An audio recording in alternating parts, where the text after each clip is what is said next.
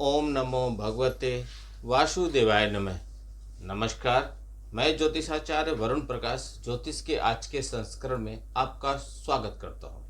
सभी सनातनी परिवार के सभी सनातनी भाई बंधुओं का हमारे चैनल एस्ट्रोलॉजर विथ वरुण प्रकाश में आपका बहुत दिल से स्वागत है। सनातन धर्म, सनातन परिवार से जुड़ी हुई हर एक बात, हर एक जानकारी आप तक पहुँचे, आप तक पहुँचाने का हर एक प्रयास मैं करता हूँ, जिससे आप अपने सनातन धर्म को, अपने धर्म को, अपनी जिम्मेदारियों को, अपने कार्य को, अपने पुण्य कर्म को, अपने अच्छे, अपने बुरे, अपने क्या अच्छा क्या नहीं, क्या करना चाहिए क्या नहीं करना चाहिए, सब कुछ समझें, अपने बारे में समझें, जिससे समाज में आप तरक्की करें, विकास करें। क्योंकि समाज में और धर्म है, मैं नहीं चाहता कि हमारा धर्म किसी भी मामले में पीछे रह जाए। वह तभी संभव है जब आप अपने चीज़ों के बारे में समझेंगे, जानेंगे और उसको पालन करने की कोशिश करेंगे। तो आज का वीडियो मेरा रहेगा आपका। आपने सुना होगा, बहुत वीडियो आपने देख लिया होगा, मैं आपको बता रहा हूँ, बहुत वीडियो आपने देख लिया होगा चैनलों पे कि आप शनि की 7.5 चल रही है बहुत जगह। मैंने कुछ लिख के रखा था तो वो पेपर में ढूंढ रहा था। शनि देव ने गोचर किया है। वैसे 2025 में कुछ बड़े गोचर हुए होंगे जो बहुत समय के बाद गोचर होते हैं। जैसे शनि देव 2.5 साल के बाद गोचर करते हैं, उनका गोचर 2025 में होगा। बृहस्पति देव, राहु और केतु देव जो धीरे धीरे गोचर करते हैं, इन लोग के गोचर का 2025 पे बहुत ज़्यादा प्रभाव पड़ेगा।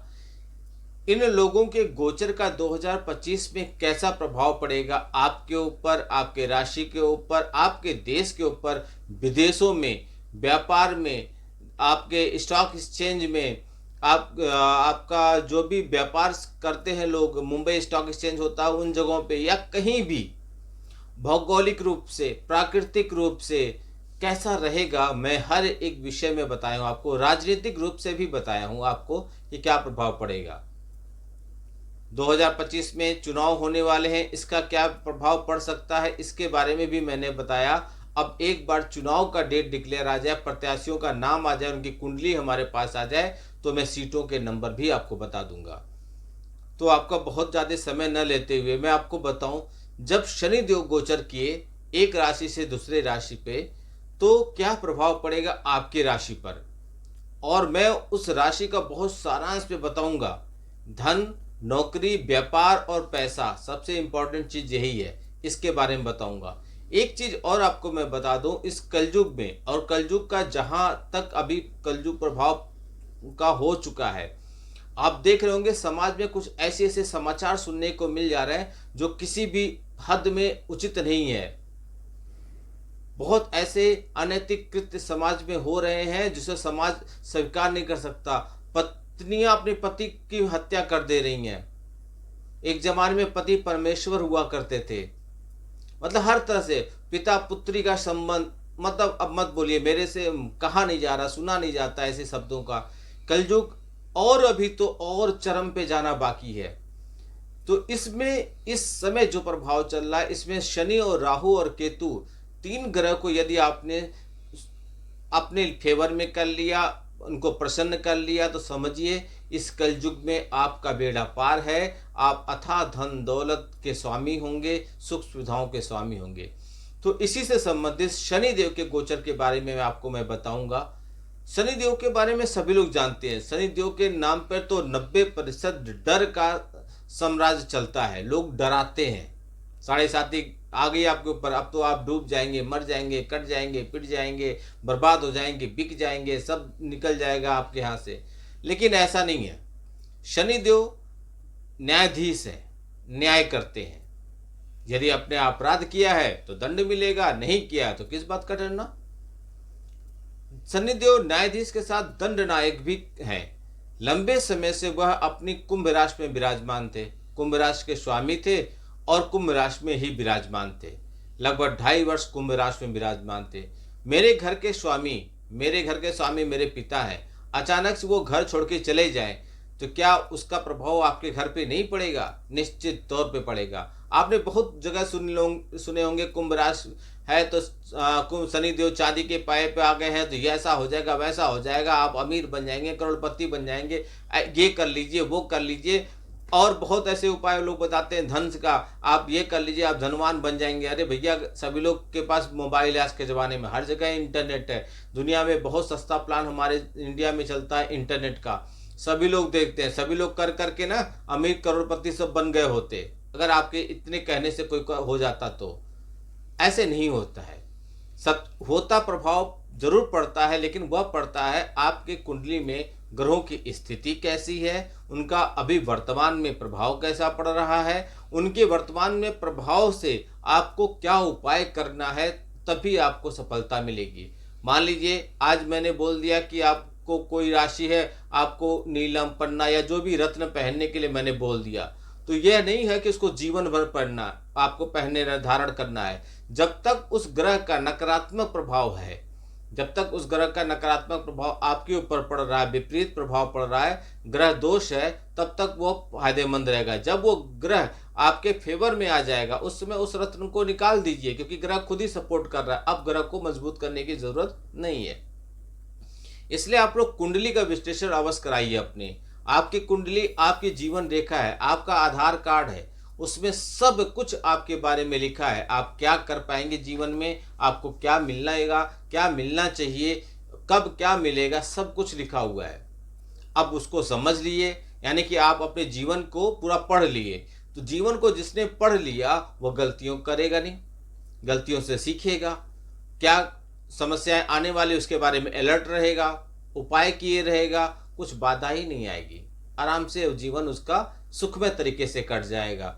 कुछ विशेष प्रयोजन, जैसे आपको विशेष तौर पे कोई लग्जरी गाड़ी चाहिए, लग्जरी घर चाहिए, कोई विशेष, कोई आपका पैसा ले लिया फंस गया, कोई विशेष तौर पे कुछ विशेष प्रयोजन है, तो उसके लिए आपके कुंडली को देखकर आपके लिए विशेष प्रयोजन किया जाता है, जिससे आपको वह चीजें प्राप्त हो जाती हैं। असंभव नाम की कोई चीज नहीं होती है, बशर्ते कर्म आपको करना है। तो लंबे समय से शनिदेव कुंभ राशि में विराजमान थे, जहां के वो स्वामी हैं, वहां से अब वो निकलकर बृहस्पति के, शनि कुंभ राशि में थे जहां के स्वामी शनिदेव थे, अब कुंभ राशि के स्वामी निकलकर मीन राशि में गए हैं, जिसके स्वामी बृहस्पति हैं, यानी कि बृहस्पति के अधिपत्य वाली मीन राशि में प्रवेश कर चुके हैं। 29 मार्च को शनिदेव मीन राशि में प्रवेश कर चुके हैं। अब मैं आपको भी एक चार्ट पर या एक बोर्ड पर चार्ट बनाकर वैसे भी समझा सकता हूं, आप वहां भी समझ सकते हैं, लेकिन आपको वहां से समझने पे ज़्यादा ठीक है, वहां से भी समझ में आएगा, लेकिन यदि आप ध्यान से सुनेंगे, पूरी बातें सुनेंगे, तो मुझे वो बोर्ड की ज़रूरत नहीं पड़ेगी। डिजिटल बोर्ड हमारे पास नहीं है, हमारे पास इतनी इनकम नहीं है, क्योंकि हम आपसे जो भी फीस लेते हैं उसका 50% तो हम तो सेवा में लगा देते हैं, गौ सेवा, वृद्धा आश्रम, अनाथालय, पशु सेवा में लगाते हैं, जहां से आपको लाभ मिल जाए। इसलिए हम इतने धनवान या इतने पैसे वाले नहीं हैं कि हम अब डिजिटल बोर्ड खरीद लें, लेकिन हमारे पास मार्कर वाले बोर्ड है जिससे मैं समझा सकता हूं। लेकिन मुझे लगता है कि यदि आप ध्यान से इसको सुनेंगे तो ही भी आप सब कुछ समझ जाएंगे। तो 29 मार्च को शनिदेव का गोचर 30 साल के बाद मीन राशि पर हुआ है। 30 साल के बाद क्यों? जब शनिदेव एक राशि से निकल के फिर दोबारा उसी राशि में आने में 30 वर्ष लगा देते हैं, 2.5 वर्ष वो सभी एक राशियों पर रहते हैं, क्रम से वो आगे चलते रहते हैं। तो कुंभ राशि से निकल के मीन राशि पे चले गए, अब कुंभ राशि में वह शनिदेव 30 साल के बाद आएंगे। तो इस लंबी अवधि तक मीन राशि पे जब शनिदेव रहेंगे, लगभग 2.5 वर्ष तक रहेंगे, तो उसका प्रभाव हर जीवधारियों पर पड़ेगा। मैंने इसके बारे में एक विस्तृत वीडियो बना के दिया है, आप देख लीजिए चैनल पे जाकर। इसीलिए मैं बोलता हूँ चैनल को सब्सक्राइब कर लीजिए, लाइक बटन दबा दीजिए, जिससे आपको हर वीडियो समय पे मिलता रहे। शनि के मीन राशि में गोचर करने से मेष राशि वालों को शनि की 7.5 की प्रथम चरण की शुरुआत हो गई, मीन राशि वालों में द्वितीय चरण की शुरुआत हो गई, और कुंभ राशि वालों को शनि की 7.5 की अंतिम चरण की शुरुआत हो गई है। जहां तक मीन राशि में ढैया या पनौती का प्रश्न है, मतलब और राशियों में किस पे ढैया चल रही है या किस पे पनौती चल रही है, तो अभी तक ढैया और पनौती चल रही थी वृश्चिक राशि और कर्क राशि पे, जो यह समाप्त हो गई है। अब धनु राशि पे और सिंह राशि पे शनि की ढैया शुरू हो गई है।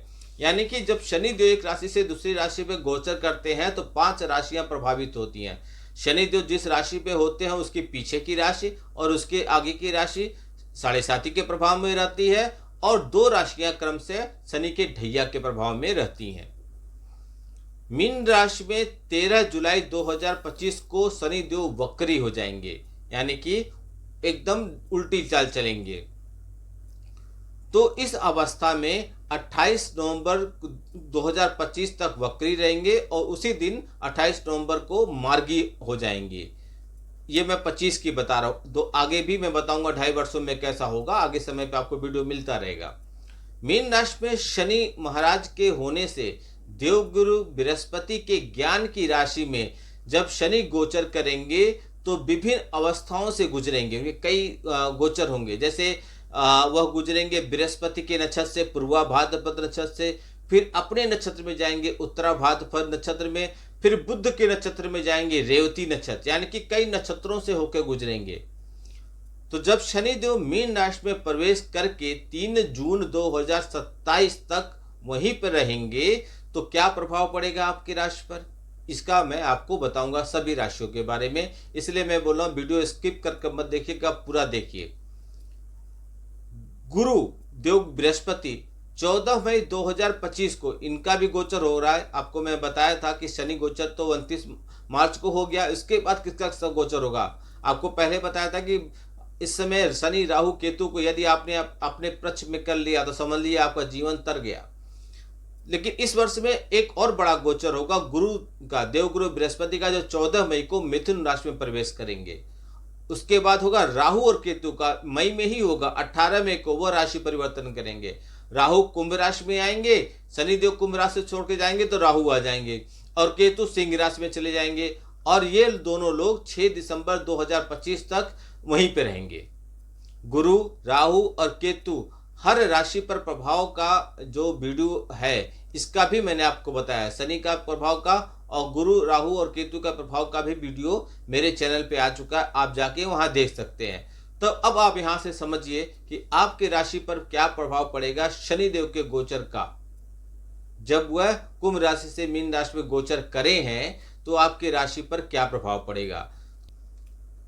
मीन राशि के जातकों के लिए विशेष रूप से यह गोचर बहुत प्रभावशाली रहेगा, क्योंकि शनि महाराज आपके राशि में ही प्रवेश कर रहे हैं। शनि महाराज आपके एकादश भाव, द्वादश भाव के स्वामी होकर आपके राशि में उपस्थित होंगे। यहाँ से आपके तीसरे भाव, सप्तम भाव और दसम भाव को देखेंगे। भाई बहनों को प्रेम मिलेगा, इससे आपका स्नेह और मधुरता बढ़ेगा। वैवाहिक जीवन में उतार चढ़ाव की स्थिति रहेगी। जीवन साथी को स्वास्थ्य समस्याएं आपको परेशान कर सकती हैं, आपके उनसे संबंध बिगड़ सकते हैं, इसलिए आपको ध्यान देना होगा। व्यवसायिक संबंधों के लिए यह एक अच्छा समय है। आप कुछ नए लोगों से व्यवसायिक संबंध स्थापित कर सकते हैं, इससे व्यापार को आपको लाभ मिलेगा। व्यापार के लिए दीर्घकालीन अवधि की योजना बनाना आपके लिए कारगर साबित होगा, यानी लॉन्ग टर्म की योजनाएं बनाना। नौकरी करने वाले जातकों के लिए भी अपनी समझबूझ से काम करना होगा। कठिन मेहनत से वो अपने काम में सफलता प्राप्त करेंगे, लेकिन मानसिक तनाव आपके लिए बढ़ेगा। जुलाई से नवंबर जब शनिदेव वक्री होंगे तो शारीरिक समस्याएं बढ़ जाएंगी, वैवाहिक संबंधों में उतार चढ़ाव आएगा। इस दौरान आपको विशेष सावधानी बरतने की आवश्यकता होगी। क्या सावधानी बरतेंगे? तो उपाय के तौर पर शनिवार के दिन छाया दान कर लीजिए। छाया दान की एक विधि है, वह कीजिए, उससे आपको लाभ मिलेगा। यह था शनिदेव का जो गोचर कुंभ राशि से मीन राशि पर हुआ है, उसका प्रभाव आपके राशि पर कैसा पड़ेगा।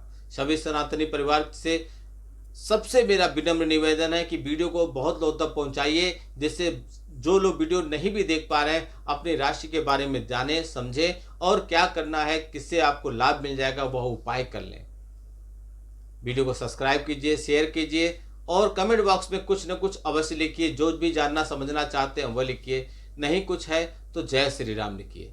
आपका दिन शुभ हो, भगवान भोलेनाथ का आशीर्वाद आप पे बना रहे। नमस्कार, जय श्री राम।